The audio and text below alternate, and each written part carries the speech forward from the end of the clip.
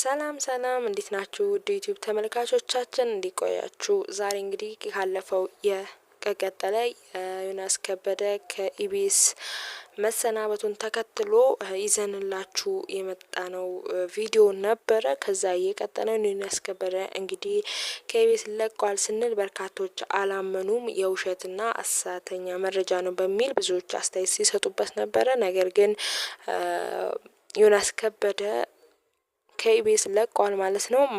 ማረጋገጫ እንግዲህ ያለፈው ቅዳሜ በአንዳንድ ፍንጮች እንደሚያሳዩት የራሱን የግል ሚዲያ ይዞ እንደሚመጣ ነበረ የውስጥ ጉዳዮች እየጠቆሙ የሚገኙት። እንግዲህ ዮናስ ከበደ እጅግ በጣም ታዋቂና ዝነኛ የሆነ ተወዳጅ የሆነ የቲቪ ሆስት ነው። እንደምታውቁት እንግዲህ ዮናስ ከበደ መልቀቁ ብዙዎችን አላስደሰተም ከኢቢኤስ። ምክንያቱም ኢቢኤስ በጣም ትልቅ የሚዲያ ተቋም እንደሆነ ታውቃላችሁ። ታዲያ በዛ ውስጥ የሚሰሩ እጅግ በጣም በሰዎች ልብ ውስጥ የሚቀሩ ታዋቂ ጋዜጠኞች ሲለቁ የተመልካችም አብሮ የሚያዝንበት ወቅት አለ።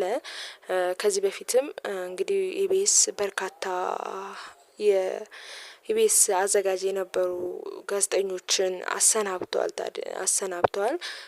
እንግዲህ አሁንም ይኸው ቀጣዩ ማረጋገጫው ዮናስ ከበደ ተሰናብቷል። እንግዲህ ተመልካች ለምን ለቀቀ የሚሉ አስተያየቶችም አንዳንድ ሲሰጡ አይተናል። ግን ያው ከኢቢኤስ የተሰጠ ነገር አሁንም ቢሆን የለም።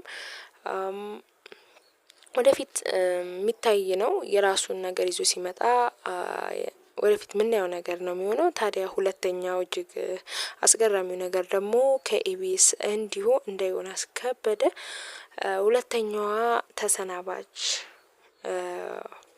የቲቪ ሆስት ጥበብ ናት። ጥበብ እንግዲህ በፍጥነት ነው ከየተላመደችው ከኢቢኤስ ተቋም ጋር እጅግ ከፕሮግራም ይዘቷ ጋር በአጭሩና እንዲሁም በጣም ተመልካች በሚስብ ሁኔታ ነበረ ቪዲዮቿ የፕሮግራም አዘጋጀቷ የነበረው። ታዲያ አሁን ላይ እሷም ጥበብም ከኢቢኤስ መልቀቋና መሰናበቷ እየተሰማ ይገኛል። ብዙዎች እንግዲህ ለምን እንደዚህ ሆነ የሚል አንዳንድ ፍንጮችን ነው ሊያወደዱት ማለት ነው። ለማንኛውም እኛ ባጭሩ ጥበብ ከኢቢኤስ መልቀቋ አሁን ላይ ከሷ ቪዲዮ ተነስተን አንዳንድ ነገሮችን ለማየት ነው የሞከርነው።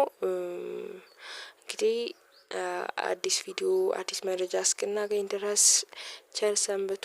ላይክ እንዲሁም ሰብስክራይብ እያደረጋችሁ ሀሳብና አስተያየታችሁን ኮሜንት ሴክሽን ላይ በመጻፍ እያገዛችሁ ወደ ቀጣዩ ቪዲዮ